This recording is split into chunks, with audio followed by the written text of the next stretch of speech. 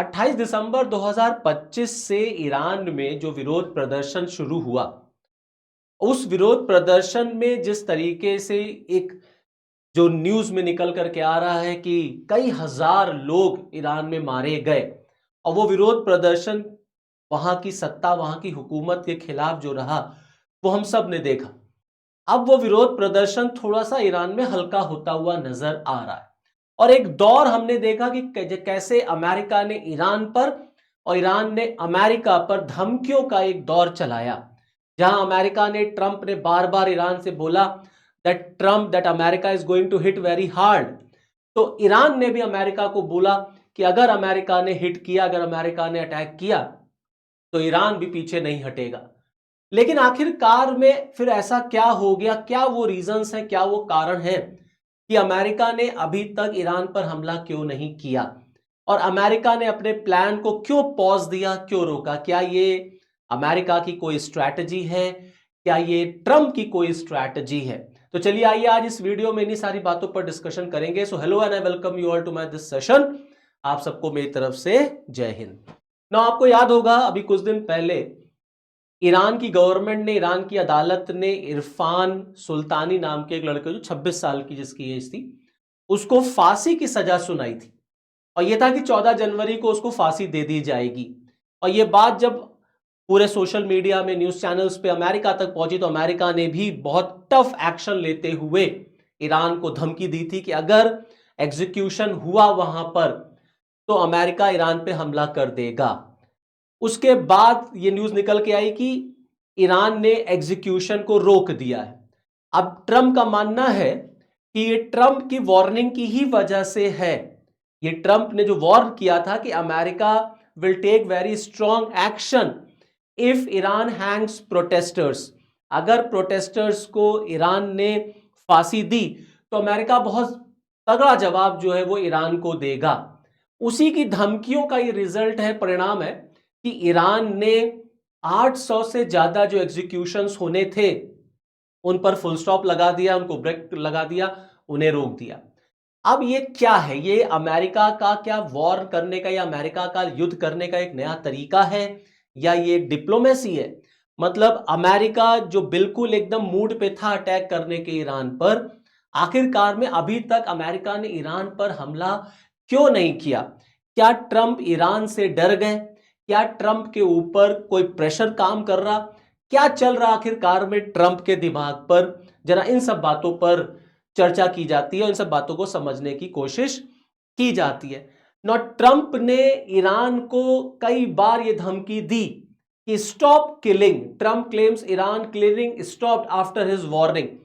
ये जो killing Iran में रुकी है, ये केवल और केवल ट्रंप के ही धमकियों का रिजल्ट है, परिणाम है।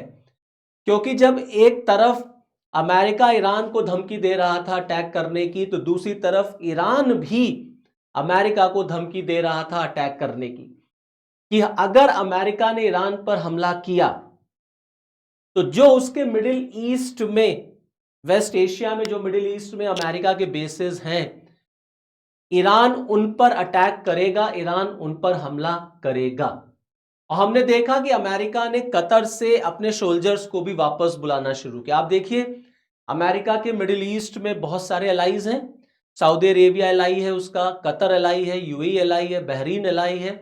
और यहां पर आप उसके एयर बेसिस को देख सकते हैं। इवन सीरिया में, कुवैत में, बहरीन में अमेरिका के एयर बेसिस पाए जाते हैं। तो ईरान ने इन सारे एयर बेसिस पर हमला करने की चेतावनी अमेरिका को दे दी थी।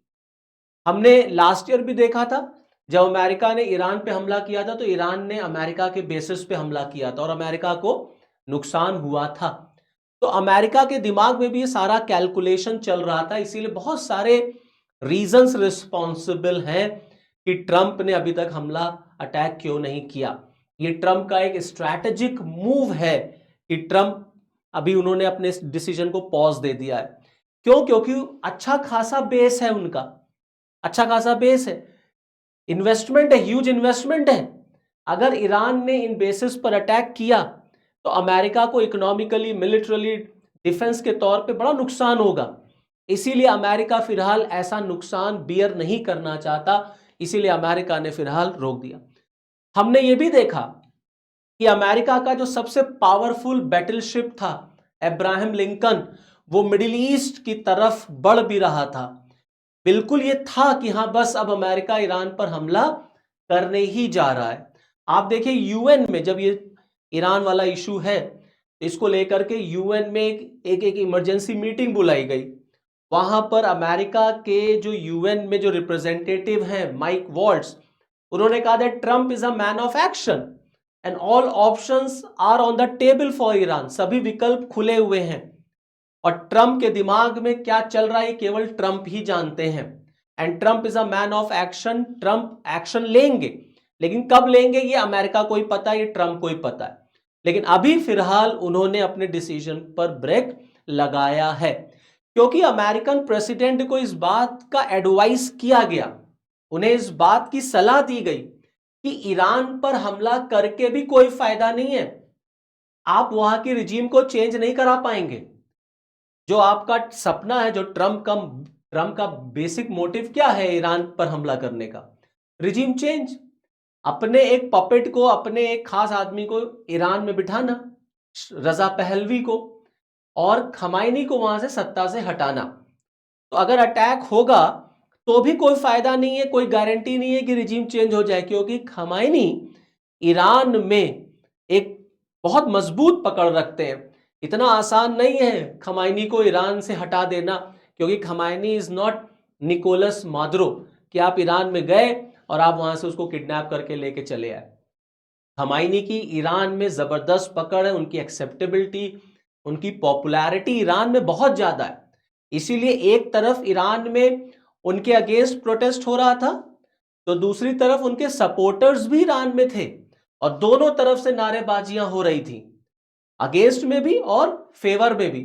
तो ऐसा नहीं कि खमाइनी वहां के बस कोई छोटा मोटा एक नेता है, आप गए और आपने उसको उठा दिया, या आपके सीआईए वाले गए, डेल्टा फोर्सेस गए और आपने उनको चेंज करा दिया।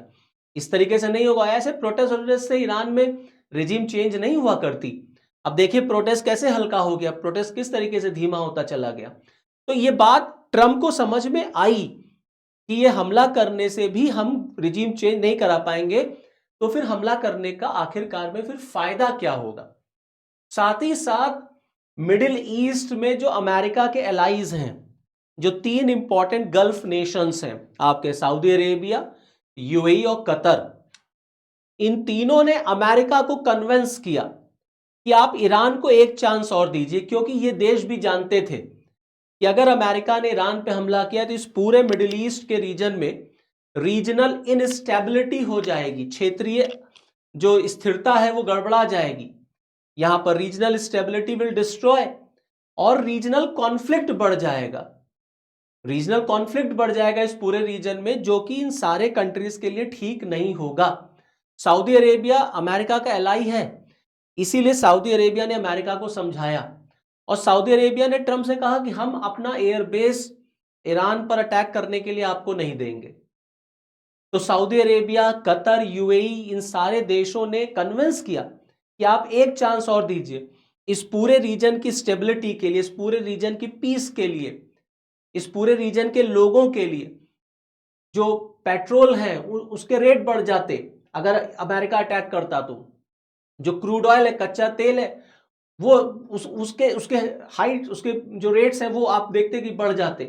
प्लस ईरान जो है वो अपनी रक्षा करने के लिए सऊदी पर, यूएई पर, कतर के जो टैंक्स हैं, जो इनके यहाँ ऑयल डिपोज हैं, उस पर ईरान हमला कर देता, तो फिर आपस में अटैक, आपस में कॉन्फ्लिक्ट शुरू हो जाता, Saudi Arabia Iran, Iran UAE, UAE Iran.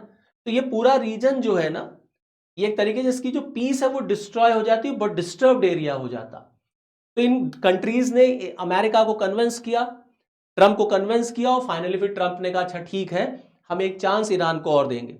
और सबसे सरप्राइजिंग जो रहा, सबसे सरप्राइजिंग कि अमेरिका ने अटैक क्यों नहीं किया, वो है बेंजामिन नेतन्याहू खुद। बेंजामिन नेतन्याहू ने ट्रम्प को खुद कहा कि आप स्ट्राइक को होल्ड पे डाल दीजिए, अभी अटैक ना करिए। बेंजामिन नेतन्याहू, इजराइल कह रहा है, क्योंकि इजराइल, सऊदी अरेबिया, यूएई, इन सारे देशों के साथ अब्राहम अकॉर्ड में है। इजराइल का इन देशों के साथ ठीक ठाक रिलेशन इस समय चल रहा है, इन देशों ने इजराइल को रिकॉग्नाइज किया है। अब अगर अमेरिका अटैक कर देता तो कहीं ना कहीं उसका नुकसान इजराइल को उठाना पड़ सकता था, प्लस ईरान इजराइल पर भी हमला कर सकता था।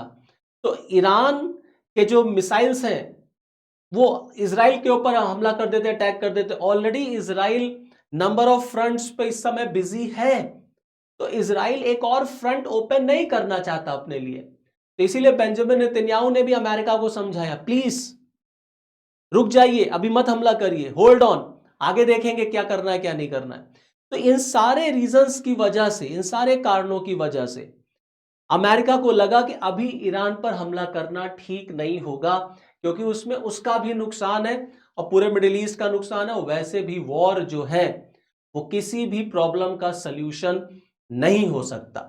तो अब आगे जैसा कि अमेरिका की तरफ से ये बार बार कहा जा रहा है कि all the options are on the table of Trump, सभी ऑप्शन ट्रम्प के सामने हैं and Trump has to take the decision. तो अब आगे देखना होगा अमेरिका अटैक करता है ईरान पर कि नहीं करता। हाँ, ये बात तो है कि ईरान में जो प्रोटेस्ट है वो थोड़ा सा धीमा पड़ गया है, हल्का हो गया है, और ईरान भी अब किसी को एग्जीक्यूट करने नहीं जा रहा। इरफान सुल्तानी का भी एग्जीक्यूशन रोक दिया गया है, उसको जेल में रखा जाएगा लेकिन उसको फांसी नहीं दी जाएगी। तो यहां पर अमेरिका को जो बहाना चाहिए था अटैक करने का, वो बहाना अब अमेरिका के पास नहीं है। तो this is all from this video. चलिए नेक्स्ट वीडियो में आपके साथ फिर मिलूंगा, तब तक के लिए जय हिंद।